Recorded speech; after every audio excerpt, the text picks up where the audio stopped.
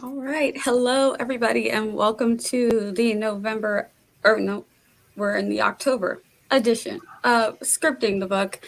Today we are talking about Coraline. I've got my November schedule on my mind because it's all I've been doing all weekend.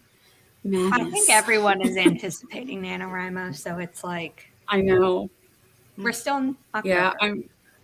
yes. I'm like, I've got so much to do. I'm on so many streams. I'm trying to keep everything straight. I have it written down on like every calendar so that I don't forget.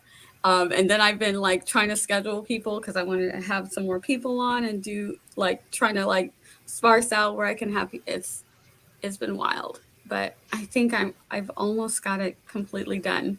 All right. I think Natalie is here, but she is on her phone. But we're gonna do intros, let everybody introduce themselves, and then we will get right into our discussion. You want to start us off, Sarah? Sure. My name is Zara Hoffman. I'm the self-published author of 6 books, a young adult paranormal romance trilogy and a new adult sci-fi romance trilogy, and my young adult dystopian standalone is coming out in November. So that's fun. The Matchmakers is available for pre-order. I am one half of the Writish podcast, where we talk about all things writing related, from shining new idea through publication and marketing, and traditional indie self-like tracks. Doesn't matter what you're choosing, or and I am, lastly, I am the founder of Inimitable Books, a new small publishing company dedicated to uplifting marginalized voices without pigeonholing authors into writing about their trauma. Excellent, Ben, our regular co-host of Scripting the Book. Yeah, hi everyone. I am Ben Pick. I'm also Writing to Write on YouTube, where I come out with questionable writing advice through writing metaphors every Monday night, 7 p.m. Eastern Time. I also have a book out too, Falling Through, and I am working my butt off to get my second book out by December 3rd. I think the first weekend in December. So whatever that Saturday is, I think it's the 3rd. And I am also, in addition to scripting the book, I am 1/3 of the self-publishing tips and tricks with Shannon Houston, SD Houston, and Morgan Lee. So pretty busy, and I'm getting ready to ramp it up for November as well. So I'm not fully participating in NaNoWriMo. It's going to be editing month for me. Oh, yeah. Editing is serious. So I feel for you, and come hang out with us anytime if you're up writing at night, because that's when I do most of my streams. Natalie, are you there, or do we need to skip to Laura? I'm still here. She's there. Okay. Yeah. I'm just All right. muting myself because, a boy will Yes. be a boy. Excuse me. Yeah. Spider-Man. Spider-Man will be Spider-Man. Spider-Man. But Natalie Locke, other than scripting the book, which is pretty much kickstarted my entire, revitalized, nourished my reading hunger, and now I'm like even reading or audiobook books for movies outside of this just to keep it going. I just finished Bullet Train last night, and I'm like, well, now I gotta find another book. So it'll probably end up being November's book for us. But yeah, that's me. I'm right now in the middle of Flash Fiction extravaganza, where I'm probably, by the time we finish, and by we I mean my other half, Chandra author, and I write the 200th prompt and write the story. We'll finish that on December 10th, and doing it through a 12-hour live stream, which everybody here is invited to. Right when we finish that, I'm taking a long break, but I will have written over 250 flash fiction since September 26th of 2021. So, wow, that's impressive. When does the collection come out? Yeah, exactly. After I go through editing all of them, and not all of them will be released. It will be only like my favorites and such. Because yet the thing is, you can't save them all. But they did serve a purpose because you learned from it. So, yeah. If I publish 200, those ones that, yeah. I was just going to say, 250 flashes wouldn't be enough. Right. I was thinking those ones that don't get published now, who knows, might be a bigger later on down the road. Yeah, they'll get thrown into a craft book where it's like, want to exercise your editing prowess? Try to edit these to be better because I can't. Oh, Nice. too true. So, All right, Laura. but yeah, that's it. I'm Laura Nettles. My channel is Laura Nettles. I do things spooky and scary. I have a podcast called Twisted Tendrils Horrific Writing Advice with a few interviews on there as well as my own writing advice. So there's episodes like Healing Through Horror with author D.L. Tillery, Imposter Syndrome with Alexa Dunn, and Canadian Horror with Lizelle Samberry. Fun times. And I'm excited. I just read Coraline last month. That's me. Oh, yay. That's right. You did tell me you just read it. Yeah. I am Nia the Vixen of Fiction. You are here on my channel. I host this fantastic show with my great co-hosts, Ben and Natalie. I also host AutoTubers React with, we've got Zara here. I don't know if I'm putting it the right way. But yeah, she's one of my co-hosts on that. And of course, Laura streams with me on the nights every now and again. So you can catch her with me when I do my 7 p.m. on Tuesday nights, Night Right. But today we are going to talk about Coraline. I tried to get Loki to wear his costume, and the problem is not getting him to wear it. It has these hands that he absolutely loves, and he wants to carry that in his mouth and chew it and play with it. And he loves this costume. He fights me when I take it away from him. I'm like, oh boy, this is going to be fun. So Halloween's going to be fun times. But yeah. You said, so oh boy, but you didn't say it in the right register for Mickey Mouse. And I think that was a missed Oh, yeah. opportunity. No, Exactly. I remember rewatching Quantum Leap, like the original 1989 to 1993. You said, oh boy, perfectly for that. See, there you go. I got one, not the other. That's all right. So we're going to start with our, going to just touch screen it here. Dislike, neutral, like, or love. We're going to start with the book, and we'll do our book discussion, then we'll do our movie discussion, and then we will do a free-for-all, all of the changes, all of the differences, and what stayed the same. So on the book, anybody a dislike? A neutral, a like, a love. I'm a like to love on the book. So yeah, so this one was a popular one, it looks like. Natalie, where were you at? Because we can't see. You're a black screen. Really?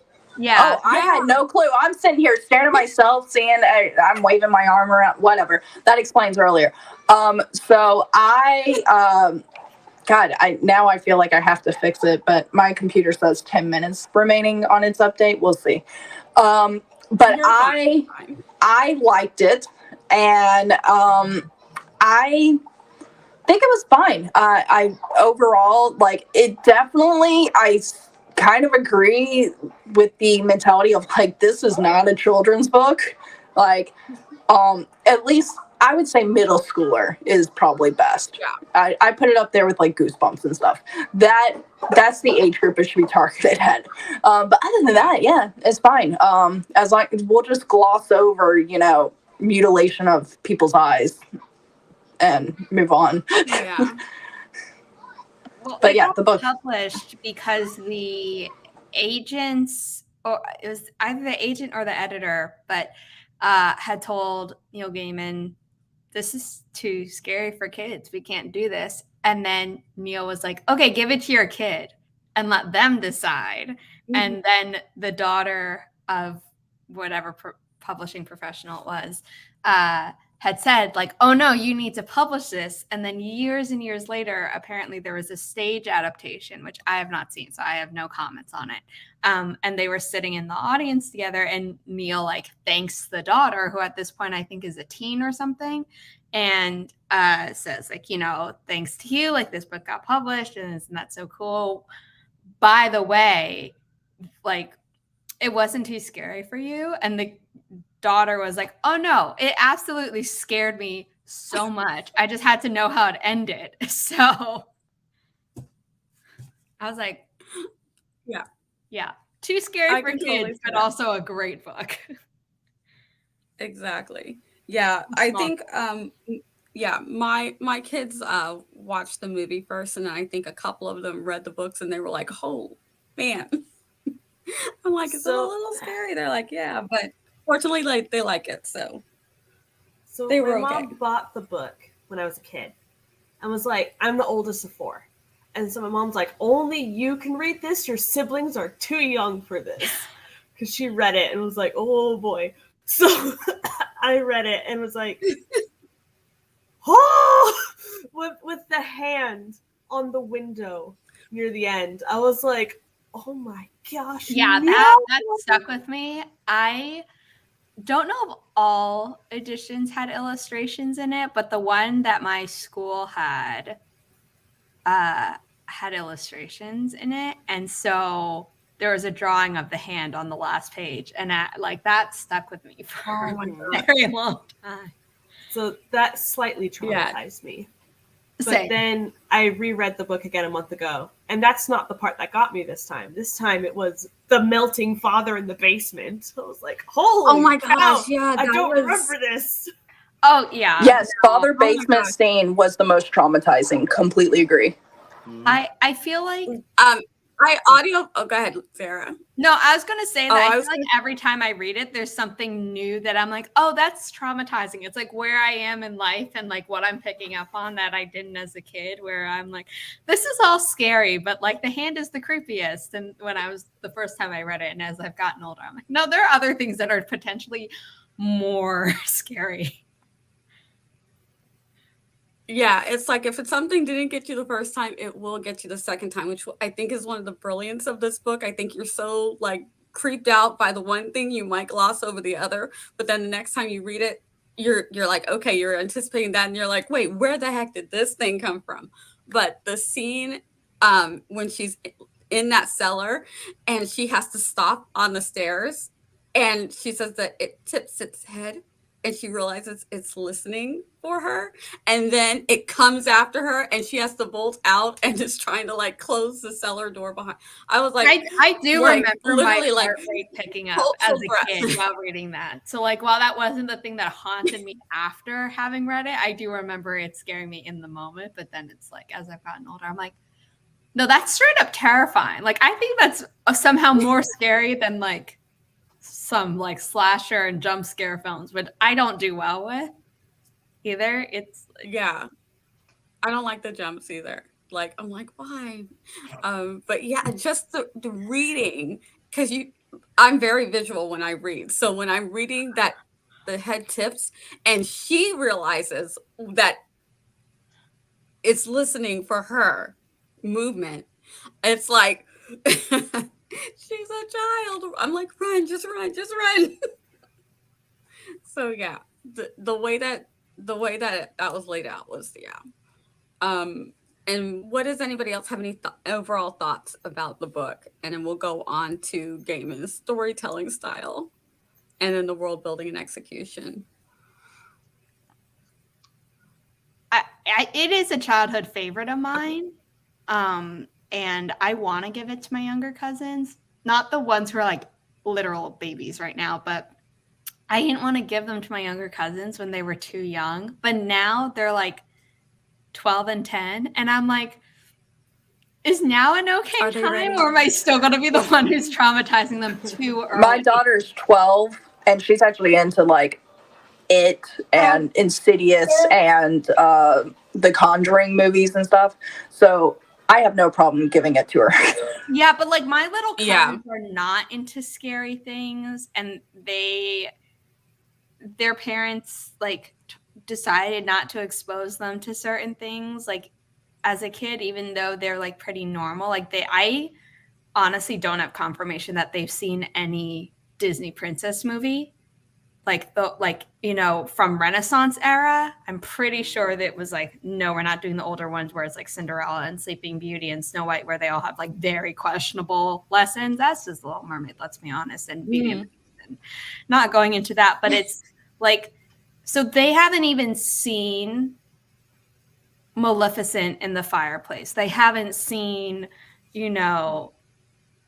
Ursula, like during the transformation, and where she looks kind of like a skeleton during that transformation, and then obviously looks like a skeleton when she gets electrocuted. So like there are images that were like are really scary if you just look at this screenshots still or whatever of a Disney film that got me. Oh, obviously this Witch and Snow White and things like that.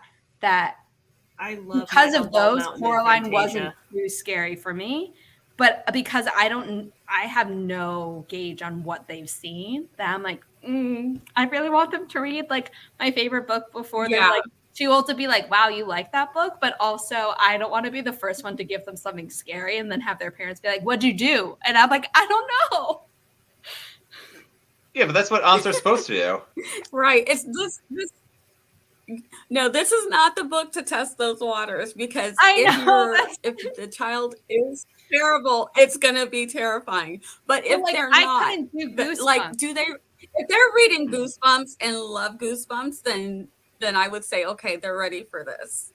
Okay. If they haven't seen anything scary or read anything scary, I really need to like get over my fear of like what the parents are gonna say and just ask, because it's better than me being like, here's a book, and then the parents texting me and being like, we have a bone to pick with you. I gave my child night terrors.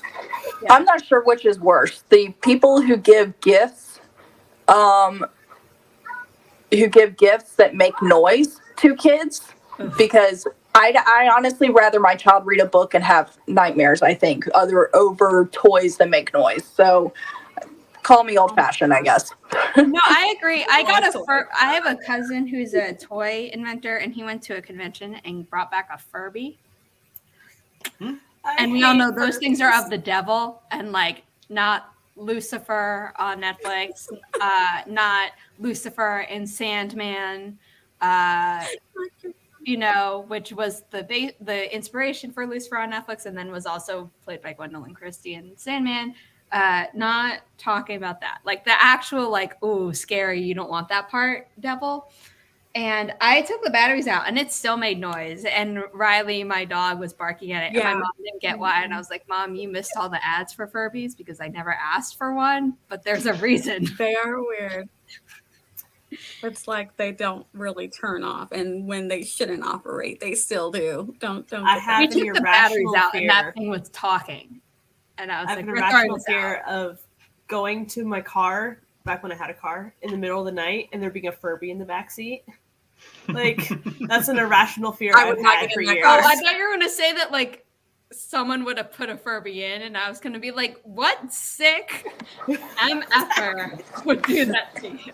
That makes me think about Mitchell's versus the Machines. They have to battle like an army of Furbies, and there's one big Furby that has like a really deep voice, and it's hilarious. If you just YouTube that, maybe I can find it and post it. My computer's restarting now, but it is awesome. Like it's like the payback to all the fear of Furbies.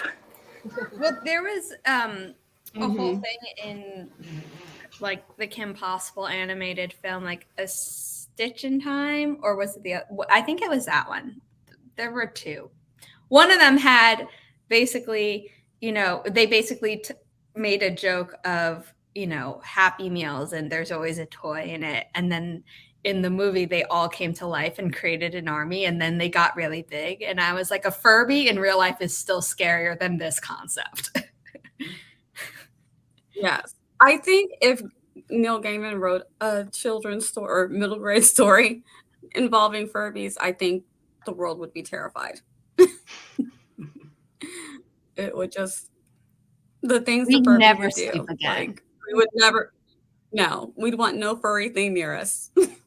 But yeah, his writing style is just, it's so good. It's so narrative, and yet it's scary. It's almost like, I want to say it's almost like you're hearing this fairy tale, like you want to keep reading. You want to know what's going to happen next, even though that thing just creeped you out. That thing almost made you want to puke. She's eating bugs, like, and you're still engrossed. I'm like, I don't know how you do that, because I normally it's like don't the like ominous to read vibes both terrify you, but are also what like keep you there.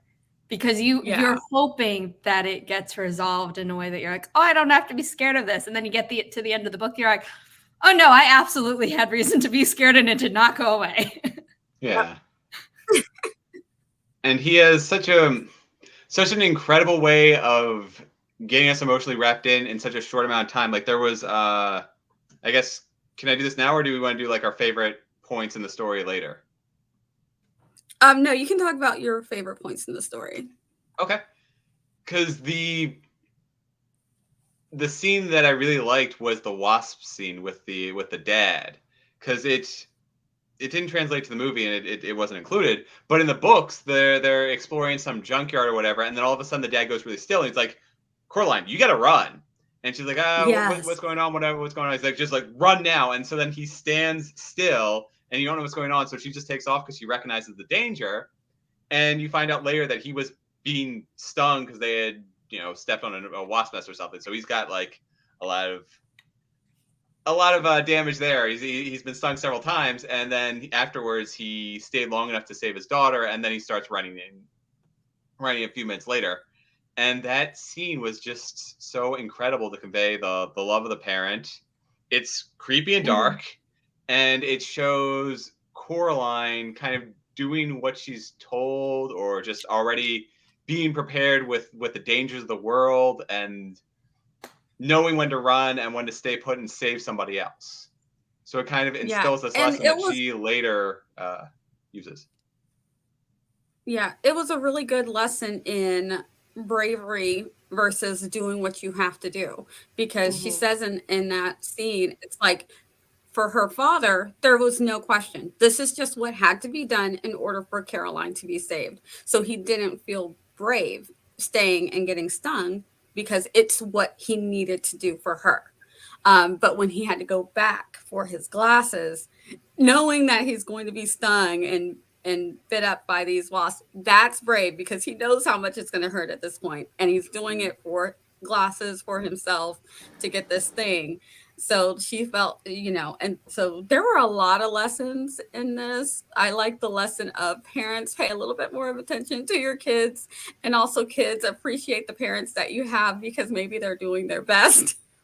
Yeah, it's like even for all their faults, they still clearly loved her. And yeah, when you're younger, you absolutely agree with Coraline. Like, oh, they're ignoring her. Like, that's not cool. Of course, you want this other version where, they're paying attention to you. They're giving you what you want when you want it and things like that. But then when you get older and you're rereading it, you're like, were they perfect? Absolutely not. But they were still good parents. Like, they weren't bad at being parents. They just weren't super attentive in all the ways that you would hope they would be as a kid. Yeah, and a lot of it, and Coraline even says later, a lot of it is things that she wants, and she's learned the difference between what is it really going to be like if she just gets everything she wants. How is she going to be happy? Because she'll never really be fulfilled because you just keep asking for the next thing that you want, and knowing that you can just have it, it's no big deal. So she's learning also that this is part of life, that you don't get everything you want, and that sometimes things are going to be a challenge, and sometimes people are going to ignore you, and you deal with it, and you still love the people that love you, and they're like I said, they're not abusive, they're not bad, they're just busy people. So she's learning in this too. So, but I think for any parent who's reading this, it's a good lesson. Maybe be a little bit more attentive when that kid walks into the office and wants. Give them the colored gloves. Don't make them get gray. Come on. Yeah, go ahead and get it. Yeah. Yeah. Exactly. Let them have the gloves. If it's not going to hurt anything, you can give them some. Like, you don't want to spoil your kid, but that was not a possibility of what the parents were going to be doing in Coraline. So you just went way too far in the opposite direction. Yeah, I found it interesting that there wasn't the cliche of the parents who weren't attentive but just threw money at her. They were not attentive and also kind of dude, no, you're not going to get this. So it was interesting to see that both of those dynamics. instead of what you would expect in the cliche, like I said. So one thing that I have come to realize about Coraline, I think that was my first real foray into the concept of body horror, with the spider-like mother transforming and just the father melting, and just I thought it was interesting how he was able to pull from different facets of horror. So we have like the uncanny valley with the button eyes, we have the supernatural with the ghosts of the children, and then we have this body horror on top, and he's just pulling from all these different types of horror and masterfully putting them together so it all is cohesive and just he's so good. He's so good. There was an anime that my ex tried to get me into, and it like had a lot of body horror, and I don't know. I honestly think Coraline's the only one where like I think it was done in a more psychologically scary way than like a physically scary way, which is crazy to say because like buttons for eyes, like horrific no matter how you like think of it, but it's like I can handle that, but I could not handle the anime, and even a change in the Shadow and Bone adaptation that Netflix did. They introduced something with body horror that everyone was like, why? And I was like, I mean, like it was what it was. It drove home the horrificness of the act, but in Coraline, it just ugh. Yeah, and I agree. Latchkey kid thing when I was growing up, that was very normal, and the complete opposite was true as I was raising my kids. Like my parents would send us outside, and we knew to come home when the street lights came on. That was 80s kids. That's how we were. It's like go forth. If your parents wanted you home earlier, they would have their whistle or their holler, and you would hear for it wherever you were at in the neighborhood and hurry back home. And if you heard your full name being yelled out, you did something wrong, and all the kids would like, 100%. You gotta go home early. It's like you're on your own, buddy. I'm going home before I get full named myself. Yeah. Yeah. I know there's the one thing with the with this being a children's book is that it could have been an adult book. Like there could have been gruesome, like how the eyes are put on, the buttons are put on, and then maybe the skin is not healed enough and is still like showing scars or dry blood or something. Like, so there was a way to make this even worse. But I think it's restructuring what kids can handle, because Goosebumps was like push the envelope of what kids can handle when it comes to horror. And I could not handle them. I feel like there should not be a step after this one, though. Absolutely. But for middle school, I support it. Personally, at least, and know your kids and stuff. Whether it's nieces, nephews, and stuff. Like if I remember, I might buy it and give it to my daughter. Since I did an audiobook, and I want her to get more focused on reading and not into audiobooks.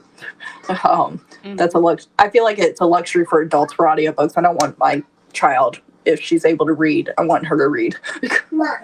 So yeah, exactly. For the price point, yeah, absolutely. Yeah. Although libraries have audiobooks now as well, right? Yeah. All of them do. Yeah, but they have to be available. I think that they have so many checkouts for the audiobooks. So because they're really expensive for even a library to buy, that they normally buy like 1 or 2 copies, and that's about it. And I think with this one, if you know your kid and you're doing a read along and they like a little bit creepy, but they don't want to be terrified, you could Princess Bride this one, maybe, and like skip paraphrase the really gory parts and just tell the story. Um, you know how in The Princess Bride they were like, "Is there going to be kissing?" And this one, is there going to be like limbs lost or eyeballs out? You know, so skip those parts maybe, or paraphrase those. But I feel like if Give you're your kid a already little bit- asking that, they like know about it enough that like, okay, kid, you're just gonna handle it. Whereas if they're like, is there anything Beauty. scary? Then I would be like, yeah, the body horror is scary. Let's summarize that bit.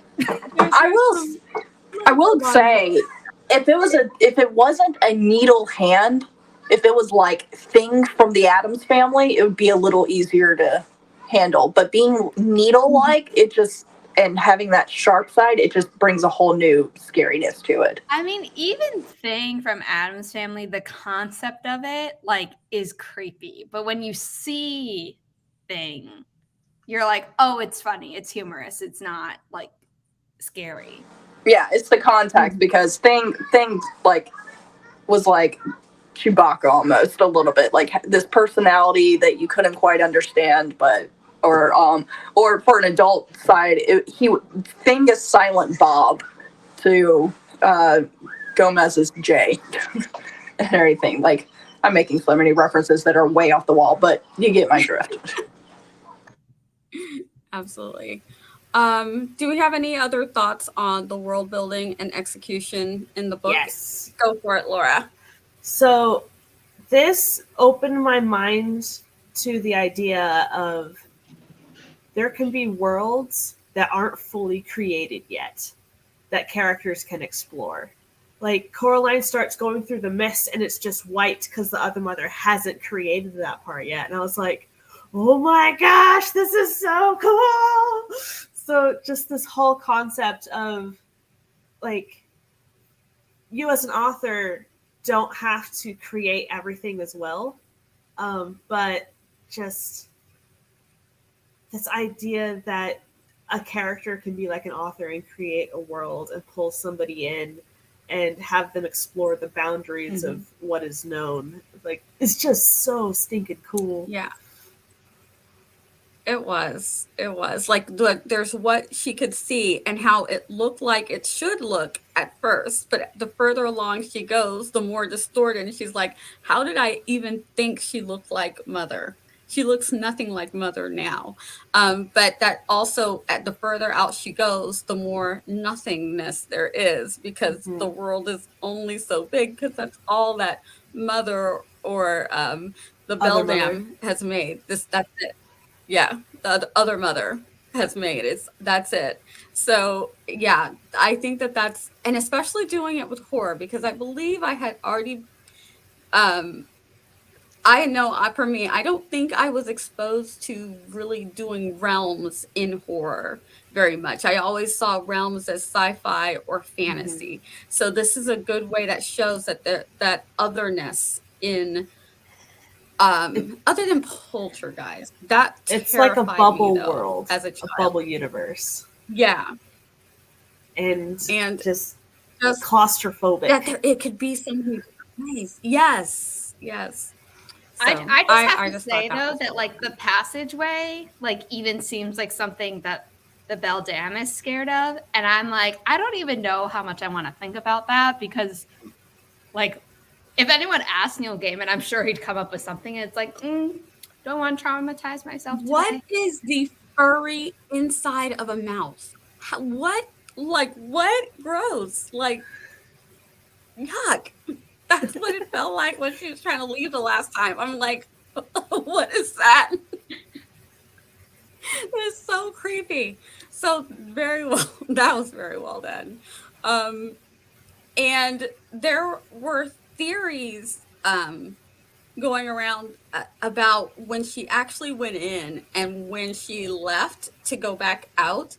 Like, was she actually really leaving? Because it seemed like she was ignored before, but when she was telling everybody that her parents were gone, like, why were people still ignoring the fact that so I'm like, did she make it all the way out? Were there layers to the out? What's going on with these portals?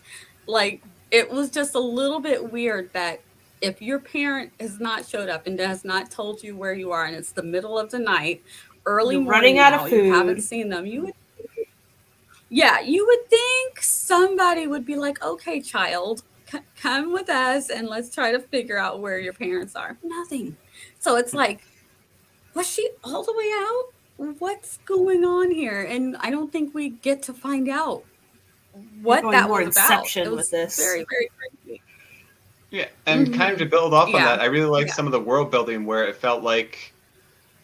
So when she was in the real world, she didn't really know too much about the neighbors downstairs, the theater people, or the guy upstairs who has the like every time he talks about the rats and whatever, but she never actually sees them. And then she goes into the other world and she sees the rats actually performing. She sees the two old ladies actually setting up their own mini theater in their apartment. So in a sense, it makes that world feel more fleshed out than the real world, which is kind of an interesting twist. I think Any that other thoughts? speaks to a kid's I imagination. had a feeling this one was good. Go ahead.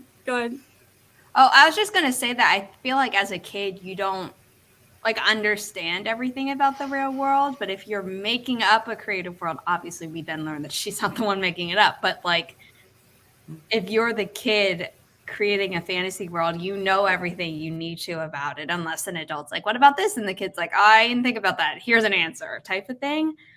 So like, I totally agree, but I think it works because when you're that young, you don't understand enough about the real world for it to feel fleshed out. And then you could argue that once the real world gets fleshed out, you become even more depressed. So, All right, let us move on. I will make a final point. I think part of the reason why the made-up world is so fleshed out is that way it hits harder when it starts to collapse. And also kind of touching on the psychology of a kid. Kids, like, it's like, this is my house, this is my home. Like, it's nothing's new. In your house. When there is something new, they soak in. It's new, it's different. And so it's more exciting and you pay attention more. So it's almost like from a kid's perspective of, it's another house, it doesn't matter. It's a rundown garden, and it doesn't matter. So. I like that. All right, let's talk about what did we think of the movie. Let's do our dislike, neutral, like, or love. Anybody dislike the movie? Neutral on the movie, and let us know where you're at, Natalie, on it. Like the movie. I love the movie. Ben's a like, and who's a love? All right, and which one were you, Laura? Like. You were a like. Okay, yep. All right, so what are your thoughts on, what did you think of the movie in general? Any thoughts? I did like how they visualized the tunnel a lot. With the bye Natalie. The coming back on with her. Come back on the computer. Yes. It's like the physical live action like tunnel that's being stretched. Like, I thought that was brilliant for showing that. I didn't really enjoy the theatrical ladies in the movie as much. But yeah. More than anything, I think that's the scene that is not for kids. She said, "I'm ready." Yeah, not at all. And when the mermaid comes up and she's like, "Oh, she's practically naked," and then the next one comes up, I was like, "Yeah, this is for the." I don't know who that's for. I don't even know if the adults didn't want to see that either. Like, nobody. Well, the adults can see it. They don't want to, whereas the kids should not be seeing it. That part. I was like, oh, yeah, that's probably my least favorite part too. I really loved YB. I really loved YB and the mom, the grandmother. I think when she meets the ghost children, something about YB being there and the grandmother, the grandmother's twin being there. just kind of like brings it home a little bit more and almost makes it seem more urgent and serious, versus, and I don't want to compare just yet, but when you just have random children, it's like, okay, this is bad. But I feel like when you know the child, or someone who knows that child, it kind of like brought that home a little bit more. So It's like I a like that. personalized. It Yeah, becomes more real once you have a personal connection, even if it's like a once or twice removed thing. exactly. And I don't know if I would have liked. I like the way that the characters looked. Give me one I think second, the one image that's on the book of Caroline, that where she's really pale and the hair's really pale, that one image is kind of like, that's really scary for an image on a book. Where Coraline doesn't look quite as scary. So I think it's more pleasant, and then when you get to the scary part, it really kind of emphasizes that they look strange with the button eyes and everything. But I think I liked the way that they looked, and in general, I liked the way that um the story went. Anybody else general thoughts on what you thought about the movie? I really liked the visuals, and more so than in the book, it was a paradise for Coraline. So it really made her want to stay in that world. Like every time she woke up, she looked disappointed. Like she smacked her bed, she sighed, whatever. And in the book, she was like, "This is interesting, but it's clearly wrong. Like I don't want to stay here." And then in the movie, it's an actual sacrifice of her eventually deciding to leave the fantasy world, because it was everything that she wanted. Her dad was creating songs on the fly to sing to her. They had the really cool praying mantis harvesting thing. Like everything about it was just interesting and new, and so wonderfully creative that it was an actual sacrifice. Whereas in the book, it felt like it was just danger was going off the entire time. Mm-hmm. And what did you guys think about like the moving doll, like the doll that's here and it's there, and she's like looking like, well, how'd that doll get there? Did I add the creep factor for you? I don't play with dolls. Dolls Yeah. have always freaked Dolls me in out. general. I was never like a doll person. I did have an American Girl doll, and like I was okay with those because they look like real people, but not in like a creepy like uncanny valley way. Like I had Kaya, and then I got one that looked like me, but like any other type of doll, I was like, nope. Could not handle. I had stuffed animals, so I had like a lot of like panda bears, Paddington bear, like those all day, any day. If it had like a human like face aside from the American Girl dolls, I was like, don't mess with those. Yeah. Growing up, I was fine with the Cabbage Patch dolls, but any other dolls, I always liked them put away. And for some reason, I did the same with my kids. They had like the American dolls and a couple other dolls, like Barbie dolls, but I would always put them away because it would creep me out if you're like, I know I put that doll away, and why is it sitting there on the bed now? Like, did I actually leave that there? Like, you know what? I don't need this. They always need to be put away, so I know that they're always away. It is broad daylight, and I'm getting creeped out talking about the dolls more than just talking about like the body horror of Coraline. Well, what you need is a really good friend to just move them around when you're not watching. I hate the idea of Elf on a Shelf because that's the whole premise, No. and I hate it. Yeah, no. Like, There's too many movies with that, like Annabelle, Chucky, yeah. Chucky Bride. Then there was the boy that. Oh yeah, I saw trailers for that. I tried not to see trailers of that. Like every time I'd be like, skip, and it was still too long. Chucky like, was Is that the a new no-watch robot movie. AI one? Oh yeah, that one.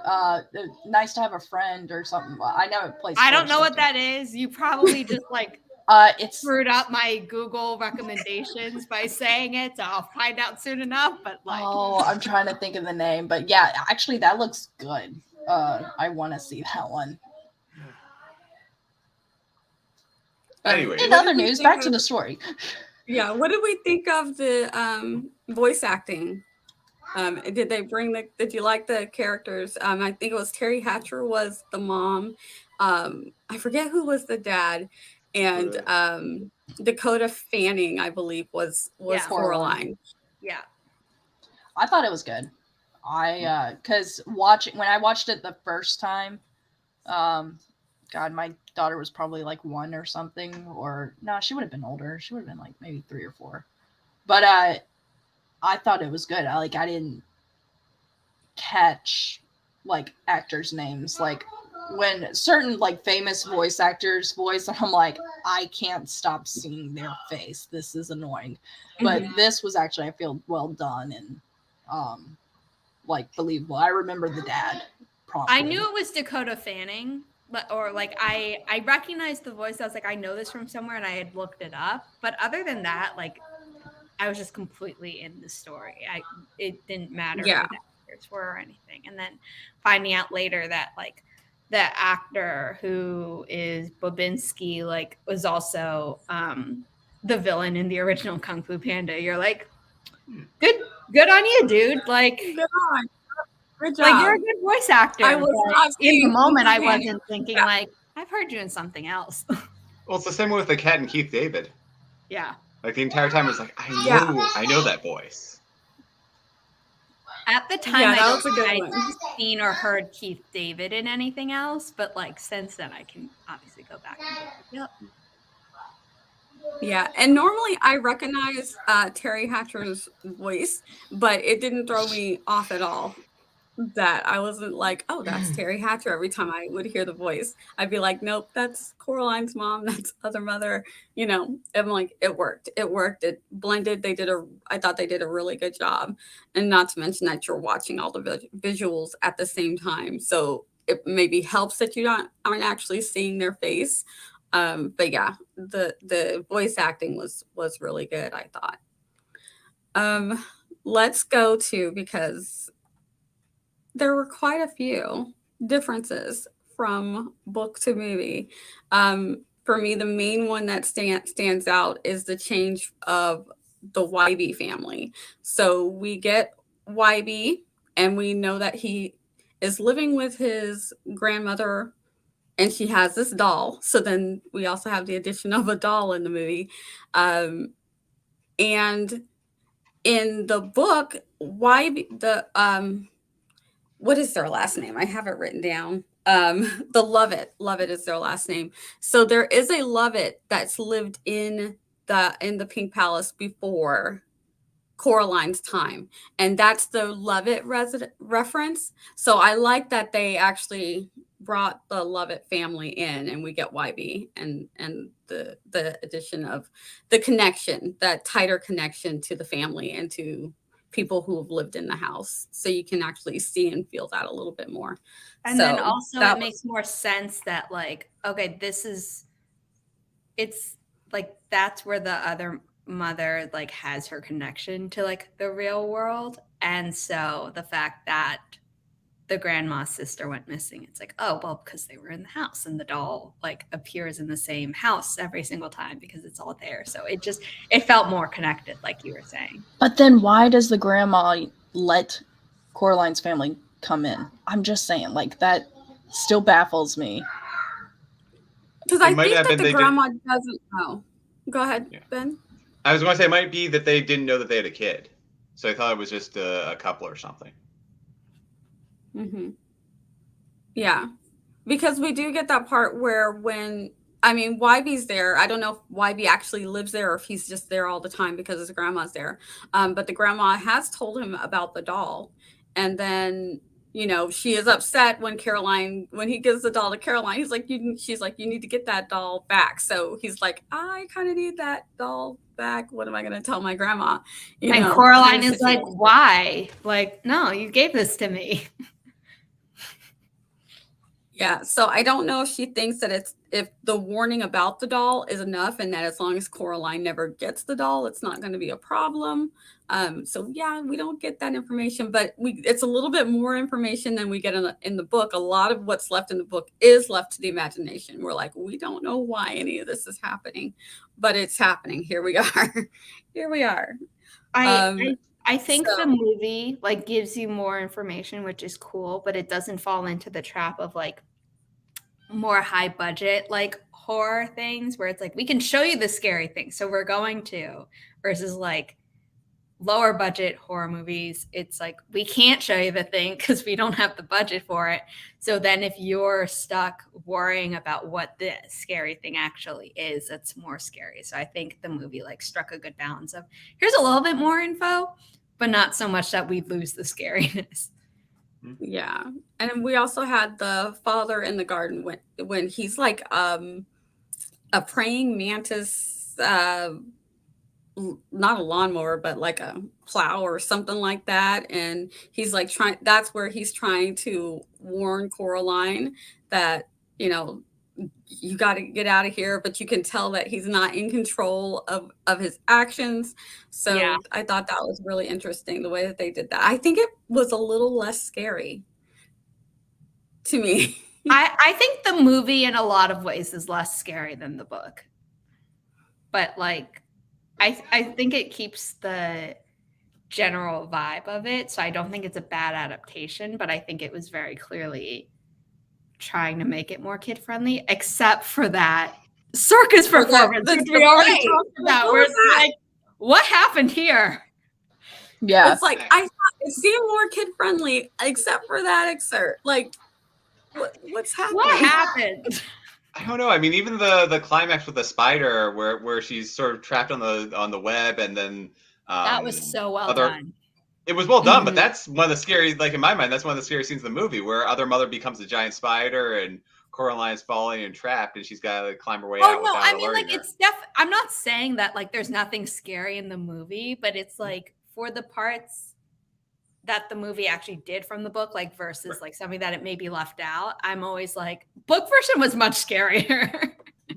In general, overall. But Yeah, there in were Or at least not as bizarre depiction like Pasty's situation. Yeah, what was that? Oh my gosh. Yeah. So let's go ahead and move to best and worst changes. I think, are we all in agreement? I think the worst change is that Worst scene. one? I think we've all agreed. Like you could cut that scene out and I'd be perfectly fine. Like, so in the book, they actually changed to their Miss Finks and what is her name? Forcible. They are actually younger, but and I don't imagine that they are like half naked like that.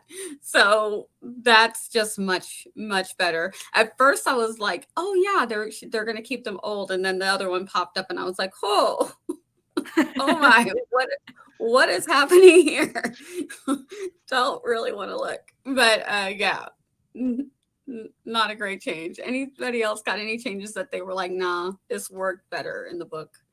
That they were like, nah, this is not a good one. Because I've got some good changes, some things that I actually did like. It's not that it made the movie better. It was still about the same. I'm still like to love on both of them.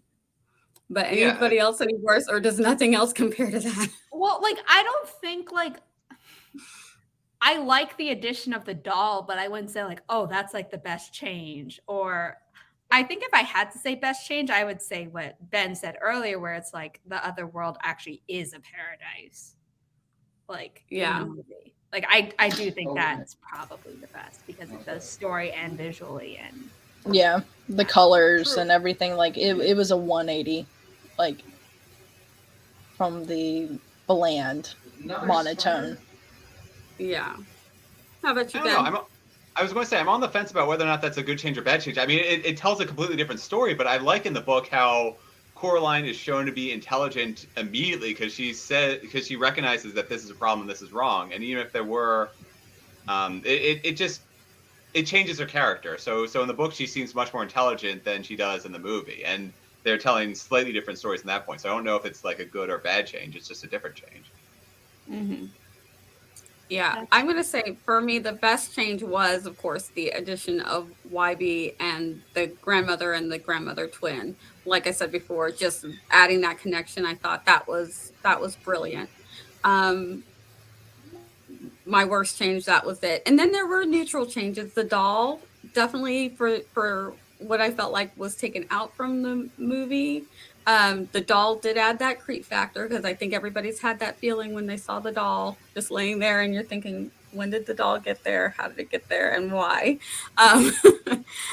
So there were changes that were good. The mom's hair, like, I don't know if that would have made her scarier to have the moms have like tentacle like hair. But that was definitely a change that I'm curious what it would have looked like to have had it that way. I don't know. I feel like it would have gone like a little bit Eldritch Terror-y, whereas I feel like because it's not like this additional aspect, it's like, oh, she really is just like a kind of a spider type of thing. Like, it didn't feel like, okay, you're like this, but you also have this. Like, is that, it feels a little bit like pin the tail on the donkey type of situation. Anybody else have any best or worst changes? So that visualization of the web at the end, that's beautiful. Just the stark contrast of the black and white. So I think that is, there's some stunning visuals. So I like that. I don't remember the web in the book at the end. Yeah, what I remember in the book was that saying, I believe she was talking to the cat, and Coraline was asking about why she would create this like this, and he goes, that's how the spider uses the web to catch the fly. So I think that kind of analogy was what drew that out to make that at the end, of the actual movie. It's like the visualization of that. I will say I got more attitude from the cat in the book versus the cat on screen. Like, I mean, he still had that aloofness, but it was like they went more stigma cat in the movie, whereas the cat in the book actually seemed totally different. Not like, it didn't seem like a stigma. It seemed like its personality. And so I enjoyed the cat in the book a little bit more, but I'm biased when it comes to cats. Yeah.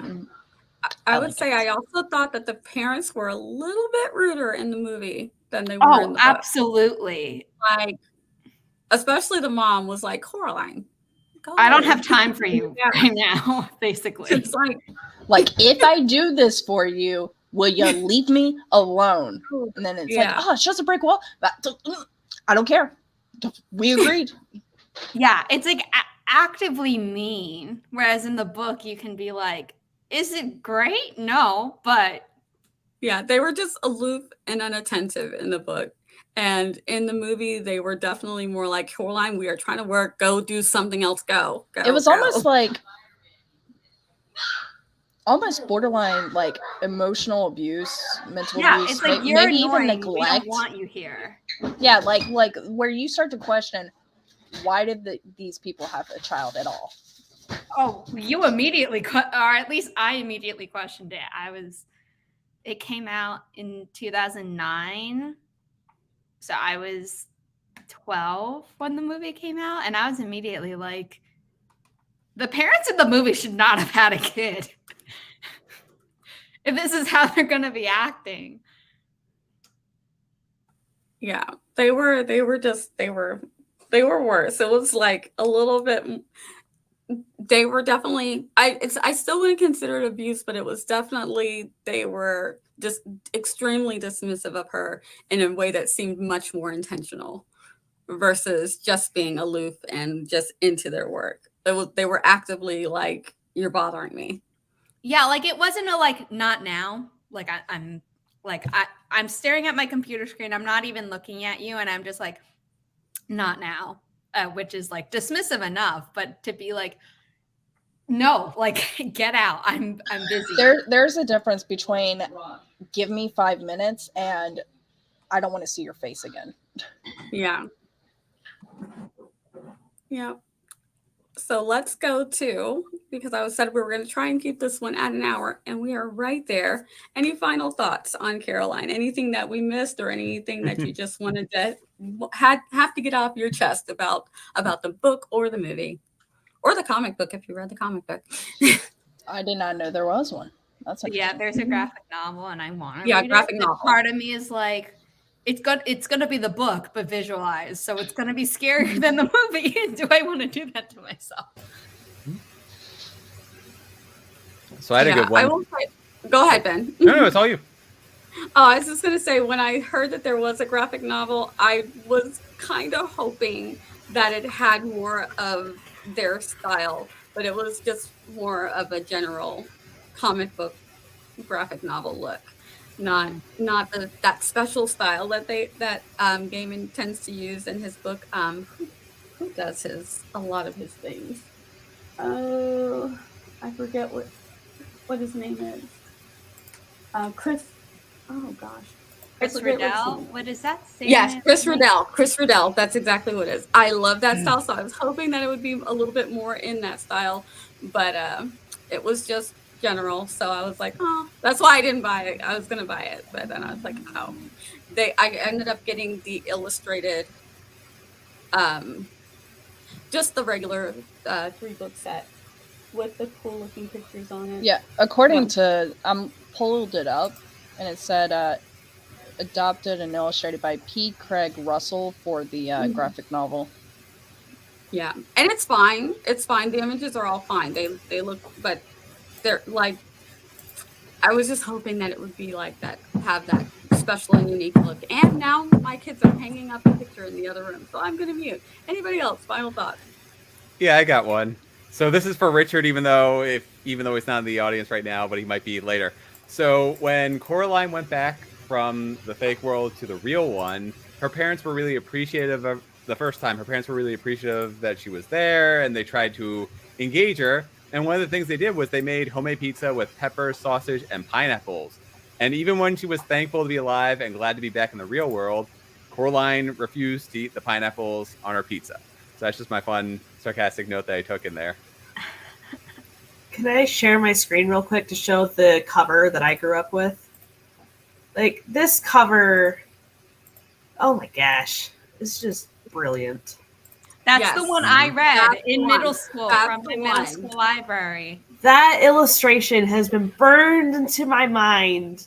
That is terrifying. It makes me think of a carved. If the animation was done like this, if the stop motion animation that Henry Selick did had been this instead of closer, but like softer edges to what he did with Nightmare and normal eyes, this would have been so much scarier. Yeah. Not to digress. That is terrifying. That is definitely terrifying. There's a 3-book thing on Amazon, because I'm like, you know what, I might as well just go ahead and buy it for my kid. But there's Coraline, the Graveyard, and the Graveyard Book, and Fortunately the Milk. I have that collection. Are they all like kid? The Graveyard Book is kid. I don't know about the third one, because Fortunately the Milk is like younger, for even younger kids.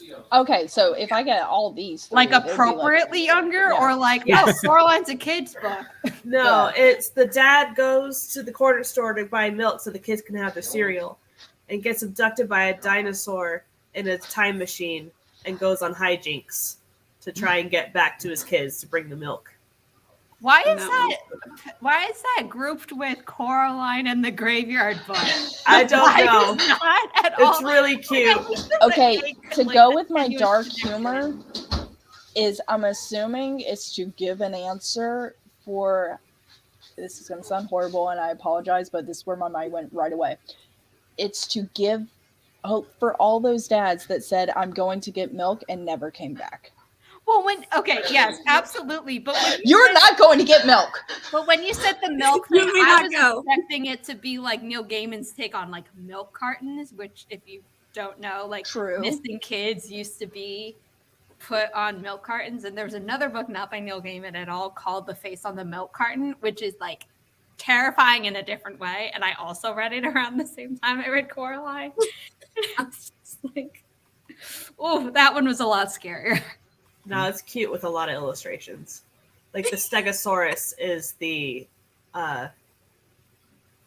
professor with the time machine balloon. So it's not scary at all. Maybe this is a collection if you have two children and one's older and ready for scary stuff, but the younger one's not, but they want a book too. Yeah. Or maybe you have 3 kids and there's like the gradient. Yeah. Coraline being the scariest. Yeah, it's like that's the last one. The oldest gets that one. Or as your kids are reading, they can age up to each book. Any other final thoughts before we wrap it up? Cinema Therapy for Everything is really good. So, but the Coraline one is good. Okay, I'll have to go back and watch that one. But there are like Coraline was just also has a special place in my heart because it was actually the first like movie that I saw that I like was marketed to me as a scary movie that like actually didn't scare me. So there was something like very empowering about the movie for me. So love the book, scared me shitless, and love the movie. But yeah. Yep. Anybody else before we wrap it up? Read it. Read it. Read it and then Test watch it. it. Test- From Test it someone who before you watched let it first. I watched it first before I realized it was a book. I honestly I don't mind the inverted. Yeah, structure. I do think that if you read it the other way, knowing that the book is gonna like be creepier, I think that's cool. But I think if you're reading it after watching the movie, assuming it's gonna be the same type of vibe, you're gonna be in for a rude awakening. Mm-hmm. You might be relieved though, like, oh, it's not as scary. But yeah. Anybody else got anything to say before we close it up? All right, excellent. Well, thank you guys for coming. I'm so glad we got to do this one. It was a delight. And it's probably my scary level. I can read or watch scarier, but this is my comfort level. Like I could read this and be like creeped out enough and Agreed. still have fun. I'm not a Stephen King scare the socks off me Yeah. situation. No, not me. I'm not interested. Yeah, I don't need those nightmares. Laura's over there going, I can go scarier. Here's the thing though, is that Laura, like I want to read Laura's stuff, and I know it's gonna scare me worse than any Stephen King thing could. But like I'm opting into that. There's something about Stephen King where it's like he writes well until the end of the book is always like some fever dream that you're like, well, you could have ended sooner. And Yeah, I it's like what? the book a lot better. And I don't know. Like if I know it's gonna end wildly, I don't know if I want to invest in making myself scared from this. Whereas at least I know the quality is consistent. Yeah, it's good quality. The description is going to be deliciously scary, and with Laura, I know it's short, so Yeah. I'm like, thank you, that's over. Oh, I'm that not scared me. strapping in for a marathon of getting scared, and then I read X many pages for it to be unraveled into this giant space spider monster. Yeah, Laura gives it to me in short doses so I can digest, be scared, and get over it. Her description makes it worth it, though. Yes. All right, guys, let us go ahead and close it out. We're going to do our outros backwards this time. We're going to start with Natalie and swing it back around. So go ahead, Natalie. I'm Natalie Locke. You can find me every Saturday on Flash Fiction Live. This Saturday, coming Saturday, will be on Chandra's channel, Chandra Arthur, my other half when it comes to Flash Fiction. And I have an upcoming 12-hour live stream on 10 December. So if you're curious what that's going to be like, there was one on 27 February, a 12-hour live stream. It's going to be quite similar. 3 prompts and lots of games and fun with friends. So, Nice. yeah. And then you can also find me here on Scripting the Book because it's the only way I get books read in my life. My name is Laura Nettles. My channel is Laura Nettles. I like things spooky and creepy and sometimes crawly, whether it's down a staircase backwards or whatever. Wait, you do have a limit? There are some that just make me too anxious because they're too real.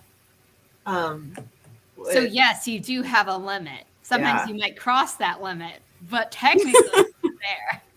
Like the one scary movie that I just turned off was The Babadook.